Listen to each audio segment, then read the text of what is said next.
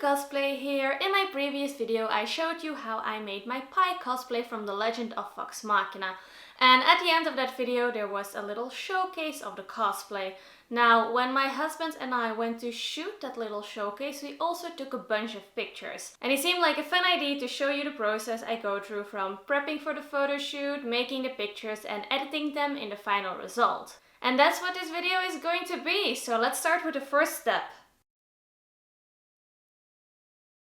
The first thing I do is looking up reference pictures to get an idea of what kind of poses I could do, or just fun little scenes that I could recreate.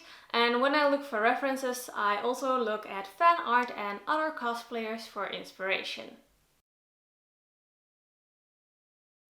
When I had enough references, I looked in my big stash of props to see if I had anything that I could use. I love using props when doing a photo shoot because it gives an extra dimension to your pictures and it gives you something to interact with, so it makes posing a lot easier. I didn't really have anything, so I was going to have to make some props, and I only had one day to do this, so I had to be creative. I didn't have enough time to make Pike's weapon, but I did have this old flail I once made for a cosplay act and then never used, so I decided to fix that up. I gave it decent ribbon and I repainted it silver. The second prop that I made was Tusk Love because I really wanted to recreate that picture in Gilmore's shop where Pike looks at the book.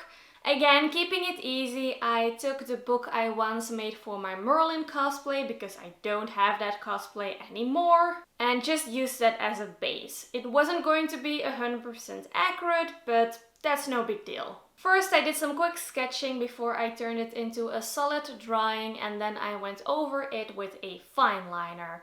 I decided to use markers instead of paint because that was going to go a lot quicker.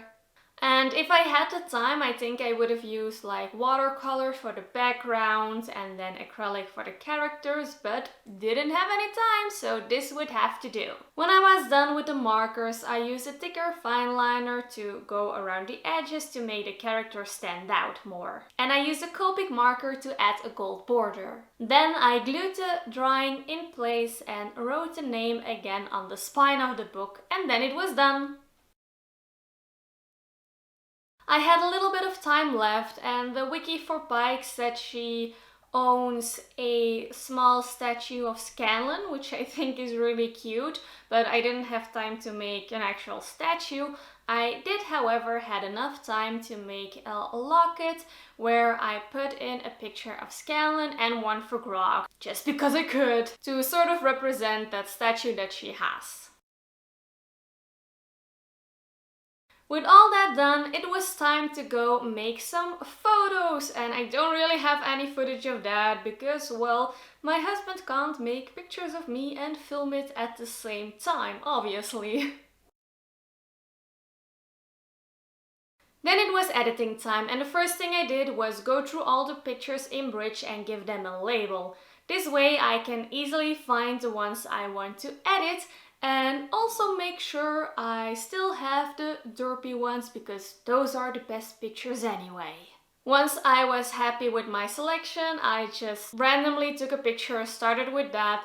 I mainly use Photoshop for editing. I never really got any lessons, so everything I do is self-taught or when I ask someone a specific question to help me with something.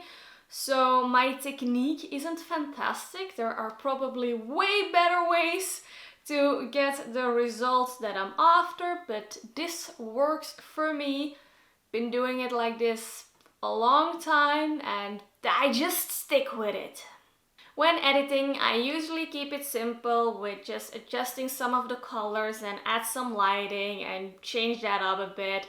Maybe remove something in the background that I don't like. That's mainly it. Sometimes I do try to do more, like change the background more or add a little magic effect.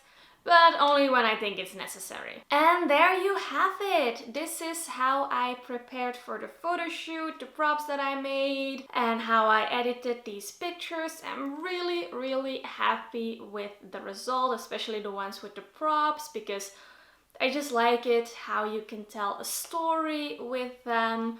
And I also big shout out to my husband for not only making these pictures but also coming up with a fantastic idea. I wanted to recreate a picture, but outside it wasn't really possible to do that, so we went inside again, experimented with some of the lighting that we had to recreate one of the pictures, and I absolutely love how they turned out. It was an experiment, but it was so worth it, so thank you, husband, for coming up with that fantastic idea.